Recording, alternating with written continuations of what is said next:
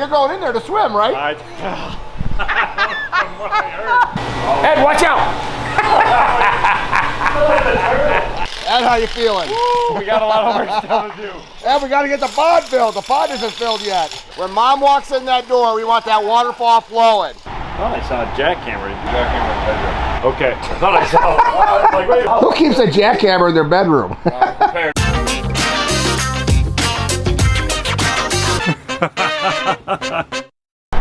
So this is a pretty incredible story. Sunday night, I watched a video by this man over here, Rodrigo, and he had told me about this guy. Unbelievable, I want to help. And that was Sunday night. And what is today, guys? Tuesday morning. Today is Tuesday. That was quick. And Ed and I were already down visiting Camp Kedden, and Rodrigo, you are the one that actually found this story. Right. This is a friend of mine. He's got a pretty sad story, as you saw the video. Yep. We're trying to do something for his mom. His brother was in a coma for 22 years. Wow. Yeah. And he passed away. He passed away. One thing that brings the mother enjoyment and the son is their the water pond. feature. Yeah. But it's pretty old and dilapidated, and They built it for the son because the only thing he could move was his eyes. he was paralyzed. Yeah, so they got a fish tank in the house and a pond outside for him, but it's pretty much falling apart. My phone blew up. Rodrigo, you had mentioned this before, but once that video came out, we happened to be coming down here, so this is our first time checking it out, right, First time checking it out, yeah, exactly. So we want to go take a look at it to see how we can assist. We're always trying to help people, especially a family like this that has had some hardships and everything. Yep. Water's amazing. Water has a lot of therapeutic qualities to it. So anytime we could start utilizing some of that technology in a space like this, it's going to be huge. So we don't know what we're going to do. We just know that we want to do something for this family. Wow, nice fish. Water looks good.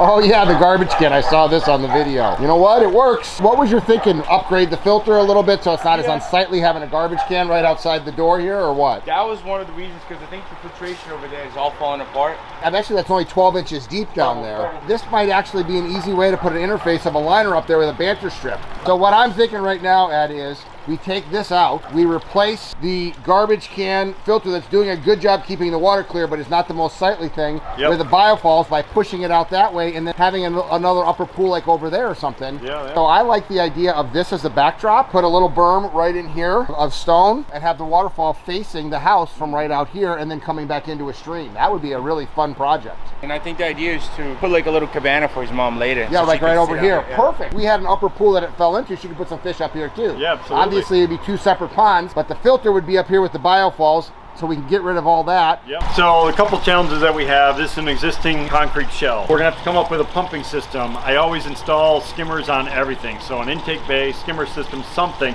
You could already see there's leaf debris floating on the surface. If we leave that stuff, it's just gonna fall to the bottom, it decays, and it makes a mess from a maintenance standpoint. Once we have a skimmer system figured out, we gotta get our plumbing from here to the waterfall that's gonna be on the other side. Patio on one side existing, a deck on the other, so we don't have a lot of space. So the thought is to kind of come around under the deck and work our way in and around with our plumbing to get it all the way up to that top section. Here, we have to bring our liner and we have to make a watertight seal between the concrete and the rubber liner. So my thought is to come in here, we'll saw cut this section out, we'll grind it off nice and smooth. We'll use a series of termination strips, which are basically metal strips. We'll use a silicone sealant in between and then we'll tap con it.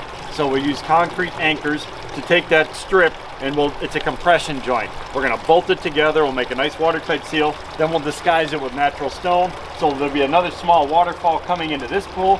All the water will go that way. So what we wanna try to do is we want to enhance it. We wanna help to lower their maintenance for them, as well as increase the surface area, give them a little bit more enjoyment, so they have more room to spread out some of the existing fish. Rodrigo, I think it's a plan. I was just listening to you talking. I'm like, that's pretty different. So you said you wanted to get this done by Christmas for a Christmas gift, which we both think would be fantastic. So what about December 17th and 18th? Let's do it. If you need me to get here before, a lot of people offered to come and help too. Well, let's open it up. Let's have a Build a Pond Day, an Aquascape Old Fashioned Build a Pond Day for a family that obviously deserves it. Have some fun down in sunny Florida in December. When I saw this video, I thought this is a perfect opportunity for us to be able to give back. It's the winter time, it's December. She was talking about wanting it before Christmas. We can get down here, and this is probably a project we can get done in like 2 days. And so if we can get it done in 2 days, we can get it done before Christmas and give this family that's been through a lot a great Christmas gift. And I can't think of a better person than Ed the Pond Professor. Maybe I'll even bring Brian from Team Aquascape down here, and we'll actually have some fun with our friend Rodrigo, build a beautiful water feature, and make a family happy for Christmas. Look at this. Let's see how Eddie is doing. Where's Ed? Ed, where are you? Oh, there he is. You got a little experiment going on. How's I it do. going? We're at Predatory Fins, Boca Raton, Florida. Incredible setup here. We've known Rodrigo for many, many years now. Love coming out here, and we are down here doing the Christmas miracle. We had to come by, check out everything that's happening here, and we wanted to bring a little gift for Rodrigo, and we brought him some color changing lights. We're gonna mount them onto these steel beams that are on top, and then they're gonna shine down inside of the water. Now, the biggest challenge that we're gonna have here is all those predatory fish. All right. Because you hang something in that water and they're gonna hit it. Look at those scratches. I was like, Eddie, I think we can get it to fit, and I hung it right here, and the big 6-foot arapaima splashed us, grabbed it, and ran, and I was holding it back, and he almost swallowed an entire 6-inch LED light. You can see the scratches on there from his teeth. You're going in there to swim, right? So Rodrigo, what do we got a delivery of here, buddy? Brazil. Crazy Oh, the plecos. plecos, huh? Yeah. Got a lot of cool stuff that came in. They got flown in from Brazil 1 day late. Yes. They were supposed to be yesterday and they arrived today. That's why the water's cloudy. But this shipment right here, next week is already going to Taiwan. I got Taiwan? Yeah. You're shipping them from Brazil to here. To Florida to Taiwan. We'll repack and goes to Taiwan. Right now we have 2 big suppliers, one in Taiwan, one in China. The majority of our sales, if you look back there, like all those boxes will be gone next week. That's all USA. People buy the fish online and we ship UPS overnight. And this is what Kyle did for you, right? Yeah. Spread the AC, like this is the saltwater room, it's a lot cooler here. So this is your new room. That's the new room that I set up, yeah. Where are those from? They came from Asia. We're starting to get into the saltwater theme. We rescued that big nose shark. What do you mean you rescued it? There was a guy in LA that's one of our fans. Yes. He broke down his tank. He's going back to Asia. So he brought to Kevin and Kevin shipped it to me. So then these guys, somebody caught him and we put him in the tank. So Rodrigo, I got to show you something. Let me see. So we were dangling this one over, and you see that little mark there? Arapaima. One day grab is like getting 2 rocks and smashing your fingers with. That's pretty much what they do. That's why we got Ed going in there. Yeah, let him dig with his fingers in there. Look at how cool that is. Look at the Arapaima. That's pretty nice. Oh yeah, huh? that looks great. Oh yeah. I mean, That looks awesome. that is just so cool. My You can have it on the same color all the time, or right now it's just on the wheel, so it'll just spin through all the different colors. And then we have the Smart app on your phone, so you can just adjust the colors with the Aquascape Smart app. That's awesome. Thank you so much. Yeah, this is fun, huh? So here are all the people in for the charity build, all the way from Memphis, Tennessee, and a bunch of Florida guys, and Rod is just turning off the lights so that we can see. Ed, come on, buddy. How awesome is this? Gosh, this is absolutely perfect. Exactly what we hoped it was going to be like. You know, it just makes all those fish pop out. I mean, it looks incredible now, adds a whole different ambiance to it. But even during the day, it makes all those fish pop out, which is what I love about it. Right.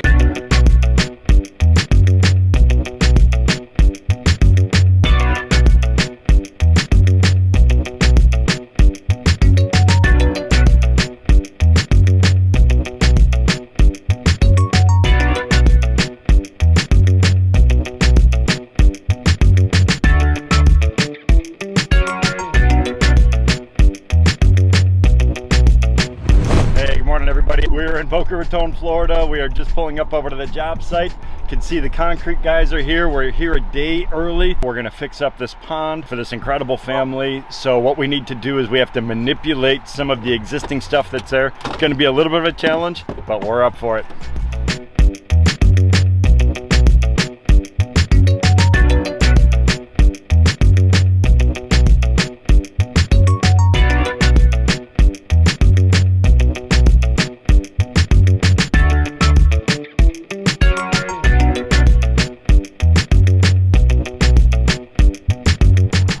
Finally meet ya. Thank you, nice to meet you. And here's the man with the plan right Hey, here. Nice to meet you as well. You've been I busy. tried to do as much as I could to make it move along. Yeah, excellent, excellent. So I dug this up so they can get in there. Where's the fish? You want to take a look at this? Yeah, sir? of course. This is perfect, yeah. Not many people have an indoor pond like this set up.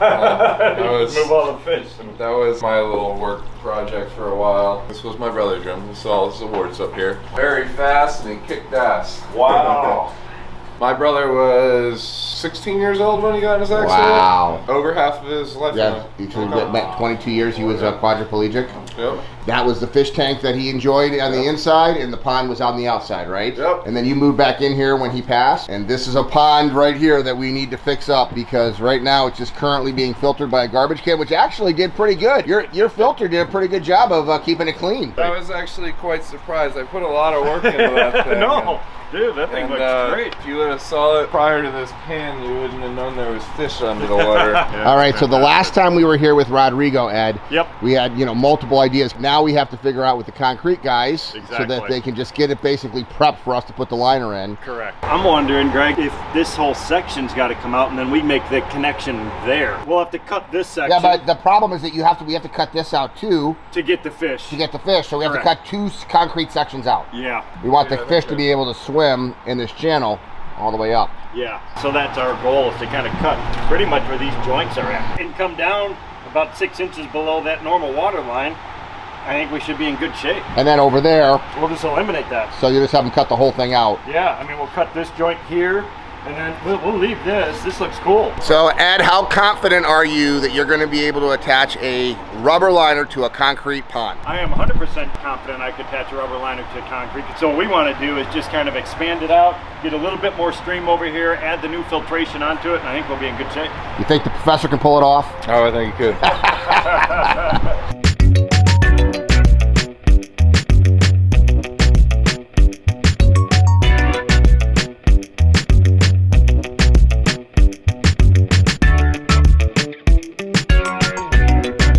All right, our concrete guys are here. They're cutting everything as planned. What we're gonna do right now, pond guy and I, we gotta run over. We gotta pick out all the rock and gravel. We're gonna run up, we're gonna pick out the pallets of stone, get the gravel, get the mulch, get the soil, figure out the plants, try to get back here. After they're done cutting all that concrete, we should be in pretty good shape. Here at Bushel Stop, we're picking out all the rock and gravel for the Christmas Miracle. You can see we have a huge selection here. Really? We're Nice. gonna try to pick out the necessary river rock for the bottom to get the biological filtration, to go on top of the concrete, as well as to cover up the rubber liner. Then we also have some nice big boulders and stuff like that coming in to build the waterfall and kind of blend everything together. Added on top of that, we need some mulch as well as topsoil, and we'll be ready to go. Corey, did you hear him complaining about the size of these rocks? I'm 53 now. I don't Oh, need that- as much that- rock as I used to. That's okay. Corey said he'll come help us lift some. Exactly. That's why I like working with excavators. You strap it, I can lift it up, I can move it real easy. This is beautiful. Beautiful stone. What an operation out here. Yeah, it's awesome.